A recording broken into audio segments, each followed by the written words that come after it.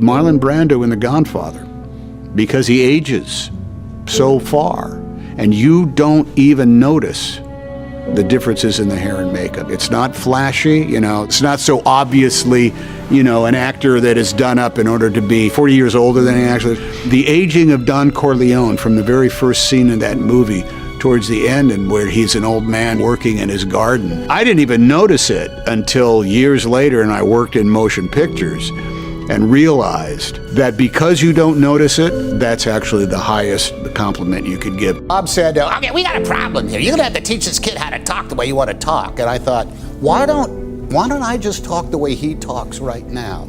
And so we started hanging out with him, and he was from Mississippi, deep in Mississippi, and he had this hard G at the end of his, if he said it wasn't thinking, it was thinking.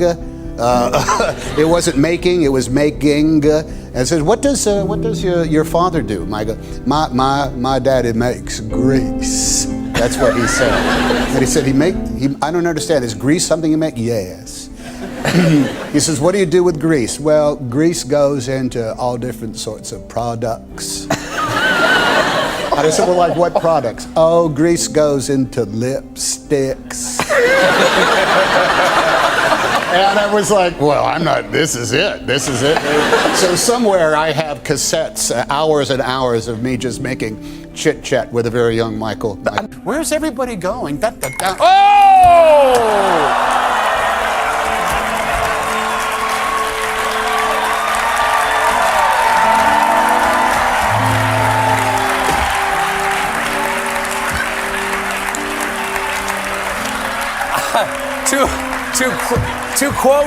To quote a great man, Tom Hanks is not a big drinker. I'm sorry, go ahead. By the way, I believe in certain cultures that is good luck. I am fortunate. We are fortunate. My wife's battle with cancer was a victorious one, but there isn't a person here who hasn't been touched by this in less fortunate ways than what.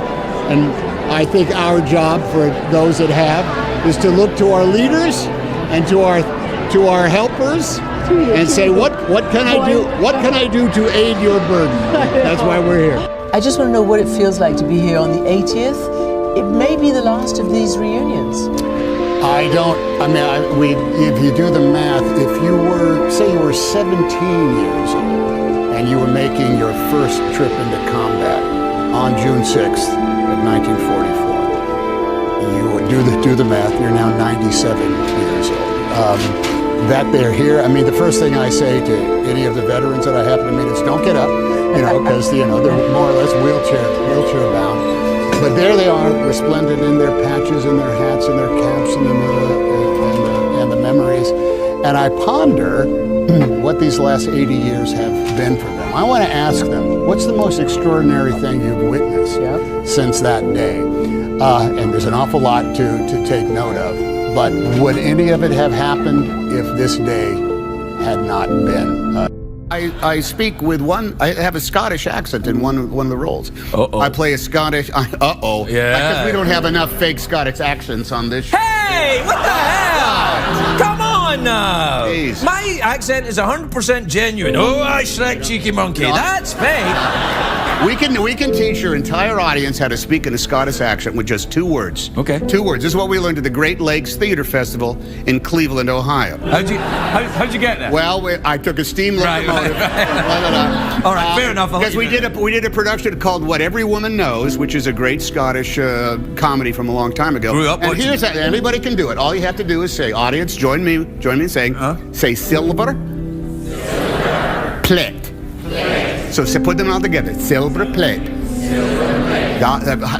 We were on that beach for, I'm going to say, on the beach itself, I'm going to say 3 weeks. And halfway through the first day, I looked at, the shot was an amputee actor in the distance in slow motion, looking around, Yes. picking up his arm So and moving disorienting. forward. Yeah. I went upstairs. I went up to where, you know, we were having lunch or whatever. I said, guys, hold on to your hats, man.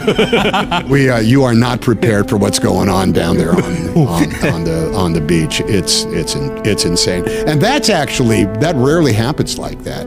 That happened because Stephen can make it happen. And Stephen actually, he doesn't do a ton of scouting or anything like that. He gets it. He's got every piece of equipment on the truck that you can imagine, and people that he can literally say 3 words to that mean 3 pages of stuff to be communicated. This whole talk show has been like a trip. I don't know what's going on. Yeah. Tom's talking about gravity. I'm up here with Cher and Julia Roberts. Well, you're in the big time. Get used to it.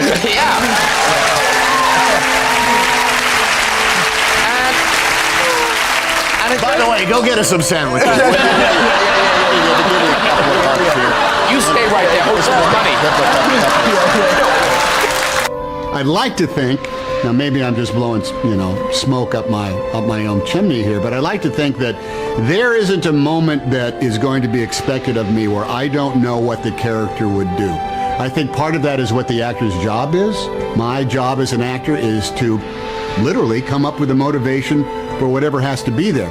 But it's only when I can't make that connection that I think there's going to be a problem with the interpretation of the examination here that goes on, and then you do have to say no. And there has been times where I've read plenty of reasons to do something, a lot of reasons to say yes, but I have to say, guys, I think there is a flawed aspect of the human condition here that you guys aren't paying any attention to.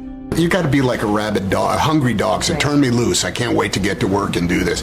If you're not petrified the night before you start shooting a movie, something is really wrong. And I say this, and I said it to Austin when we were doing it. He said, I said, hey man, no one's making the same movie until day 3 of shooting. Everybody is just worried about getting fired, whether this fake nose on me looks real or not. Am I sounding like him? Am I walking on it? Fear is a wonderful motivator, but it is matched with faith that you can figure it out. And that's something that you have to learn. What you learn is the fear never goes away, but you do develop a faith that you will get there. And if you're not there on day 4, you know what? You're another F word that I can't say right there, but you are that. No, let's not go there. So you don't, on the 4th day, you don't want to be F'd. You want to be operating on the first 2, on fear and faith. Do you ever lose it? Do you ever get angry? Is there an angry Tom Hanks? My saying is I don't like people taking advantage of my good nature. And when that happens, there's a code word in the family that when I use these words, let me get this straight. That means I've gone off. Yes. I've gone off the deep end.